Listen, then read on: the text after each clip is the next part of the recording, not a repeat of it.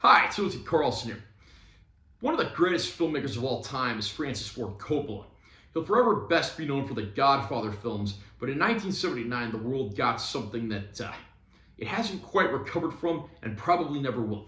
The movie we're looking at today is Apocalypse Now, which was Coppola's version of Heart of Darkness, but set in the Vietnam War. I'm going to unbox this release and share my opinions. Great cover art there with our hero played by Martin Sheen. This features the final cut of the movie. I'll get more into the different cuts of the movie later. There's our spine text, back cover. Now, I don't know if this came with a slipcover or like a paper backing card. If it did come with a slipcover, I unfortunately can't find that, but if I do, I'll certainly amend this video. So this folds open, and we actually have 6 discs in here. Now, unfortunately, they are overlapping, and these spindles that the discs are on are not very good. I've had these fall out a few times. Firstly, we have the new final cut of the movie in 4K Ultra High Def. We have a 1080p Blu-ray of the final cut. We have a 4K Ultra High Def release featuring the original 1979 theatrical cut of the movie, as well as the Redux cut of the movie that came out in 2001. We have both cuts of the movie that existed prior to the final cut in 1080p Blu-ray. We have a Blu-ray of the Hearts of Darkness, a filmmaker's apocalypse feature film on the making of Apocalypse Now. That disc also includes some bonus features. And then we have an additional bonus features disc. Underneath the disc, you have this nice panoramic art of the boat that's used in the film. And then on the back, you have panoramic art of the Kurtz compound that appears later in the movie. Apocalypse Now is an adaptation of Joseph Conrad's famous story, Heart of Darkness. But instead of being set on the African rivers, this take on the story is set during the Vietnam War in the late 60s, early 70s. Willard, who's a young soldier that just got a divorce from his wife and of course was separated from his son, finds himself back in Vietnam waiting for a new mission. Drunk, derelict, and not in a good way, he's given a mission by his superiors to penetrate the fortress of Kurtz, a former commander who's gone renegade, is now fighting the war on his own terms with no restrictions, no restraint whatsoever. As he goes down the river, he meets several interesting folks, including men who are fighting the war their own way, dealing with being away from home, and of course going through the dossier on Kurtz, wondering what he's going to do when he finally meets this man. Is he going to fulfill his mission, kill the man, and report back to the brass? Or is he going to be so fascinated by his methods that he ends up joining up with it? Apocalypse Now is an infamous movie because it went horribly over budget, over schedule. Pretty much everything that could happen on set did happen. Martin Sheen, who of course stars in the film, even had a near-fatal heart attack when he was filming the movie. But of course, Coppola managed to get things together, and he had the movie ready in 1979 for the Cannes Film Festival. It took nearly 3 years to complete the movie.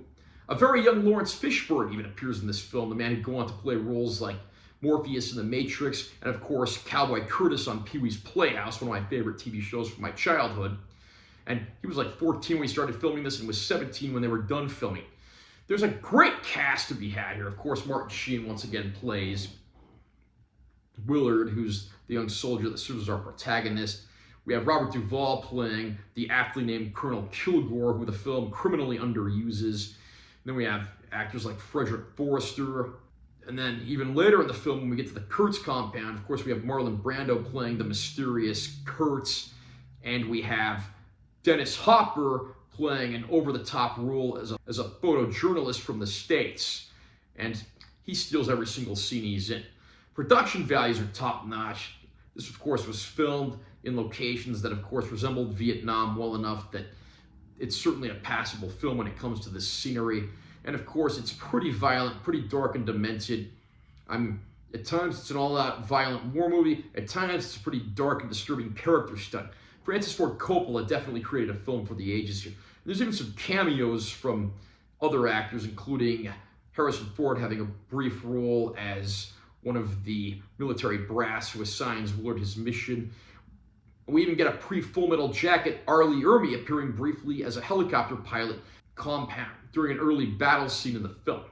So it's star-studded, the production quality is top-notch.